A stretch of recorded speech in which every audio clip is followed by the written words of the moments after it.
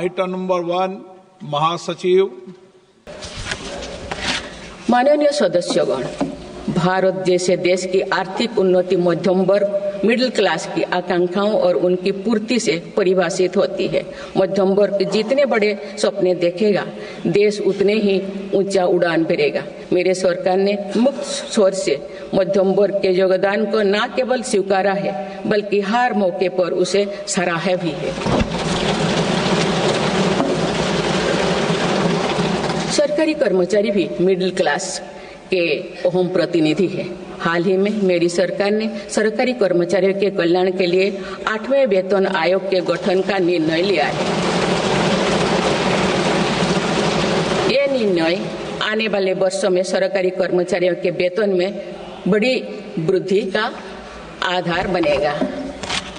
केंद्र सरकार के लाखों कर्मचारियों का यूनिफाइड पेंशन स्कीम के तहत 50% सुनिश्चित पेंशन देने का निर्णय भी लिया गया है, जिसका व्यापक स्वागत हुआ है। मध्यम वर्ग का अपने घर का सपना पूरा करने के लिए भी मेरी सरकार प्रतिबद्ध है। रेरा जैसे कानून बनाकर मध्यम वर्ग के सपने को सुरक्षा दी गई है। घर के लिए लोन पर सब्सिडी दी जा रही है। उड़ान योजना ने लगभग 1.5 करोड़ लोगों का हवाई जहाज में उड़ने का सपना पूरा किया गया है। जन औषधि केंद्रों में 80% रियायती दरों पर मिल रही दवाओं से देशवासियों की 30,000 करोड़ रुपये से ज्यादा बचे हैं। हर विषय की पढ़ाई के लिए सीटों की संख्या में भी कई गुना बढ़ोतरी का बहुत लाभ मध्यम वर्ग को मिला है। राष्ट्र निर्माण में करदाता के योगदान को मेरी सरकार ने सम्मान देते हुए टैक्स से जुड़े मसलों को आसान किया है। टैक्स विवादों को कम करने के लिए फेसलेस मूल्यांकन की शुरुआत कर पारदर्शिता बढ़ाई गई है। आप देश में 75 वर्ष से अधिक उम्र के वरिष्ठ नागरिकों को, जिन्हें सिर्फ पेंशन मिलती है, आयकर रिटर्न दाखिल करने के संबंध में स्वयं निर्णय लेने का अधिकार दिया गया है। माननीय सदस्यगण, मेरी सरकार महिलाओं के नेतृत्व में देश को सशक्त बनाने में यानी ह्यूमन लेड डेवलपमेंट में विश्वास करती है। नारी शक्ति बंधन अधिनियम के द्वारा लोकसभा और विधानसभा में महिलाओं के लिए आरक्षण इस दिशा में एक महत्वपूर्ण कदम है। राष्ट्रीय ग्रामीण आजीविका मिशन के तहत 91 लाख से अधिक स्वयं सहायता समूहों को सशक्त किया जा रहा है। देश की 10 करोड़ से भी अधिक महिलाओं को इसके साथ जोड़ा गया है। इन्हें कुल 9 लाख करोड़ रुपए से अधिक की राशि बैंक लिंकेज के माध्यम से वितरित की जा रही है। मेरी सरकार का लक्ष्य देश में 3 करोड़ लखपति दीदी बनाने का है। आज 1 करोड़ 15 लाख से भी अधिक लखपति दीदी एक गरिमामयी जीवन जी रहे हैं। इनमें से लगभग 50 लाख लखपति दीदी बीते 6 महीने में बनी हैं। ये महिलाएं एक उद्यमी के रूप में अपने परिवार के आय में योगदान दे रहे हैं। इंश्योरेंस फॉर ऑल की भावना के साथ कुछ महीने पूर्व ही बीमा सखी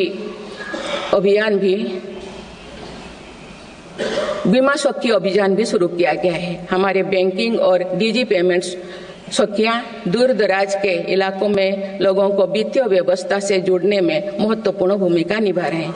कृषि सखियां नेचुरल फार्मिंग के बढ़ावा दे रही हैं और पशु सखियां के माध्यम से हमारा पशुधन मजबूत हो रहे हैं।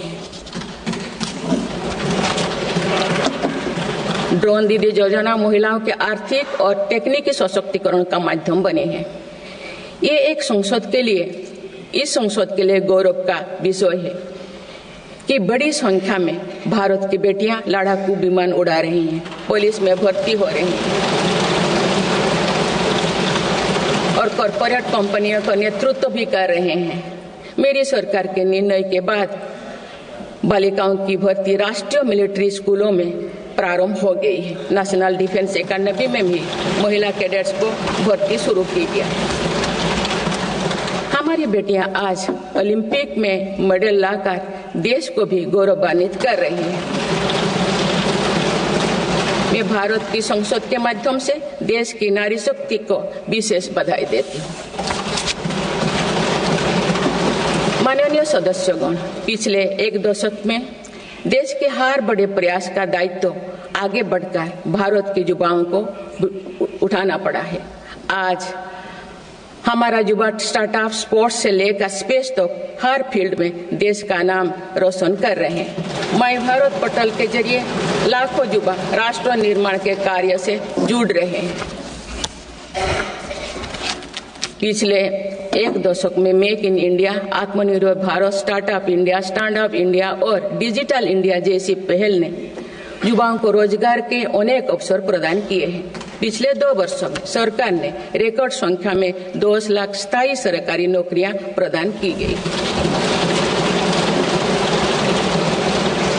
मेरी सरकार ने युवाओं के बेहतर कौशल और नए अवसरों के सृजन के लिए 2 लाख करोड़ रुपया का पैकेज स्वीकृत किया है।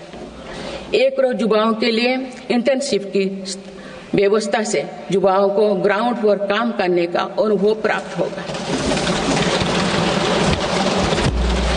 आज देश में 1.5 लाख से अधिक स्टार्टअप है जो इनोवेशन के स्तंभ के रूप में उभर रहे हैं।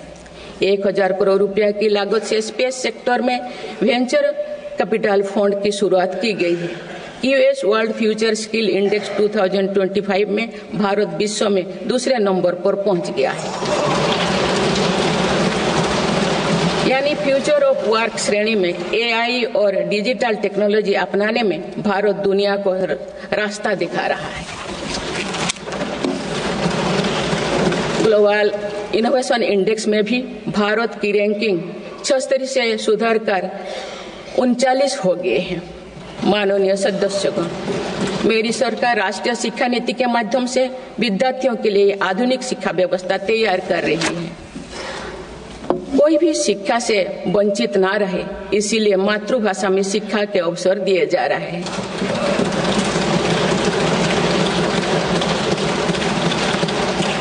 विभिन्न भर्ती परीक्षाएं 13 भारतीय भाषाएं में आयोजित कर भाषा संबंधी बाधाओं को भी दूर किया गया है।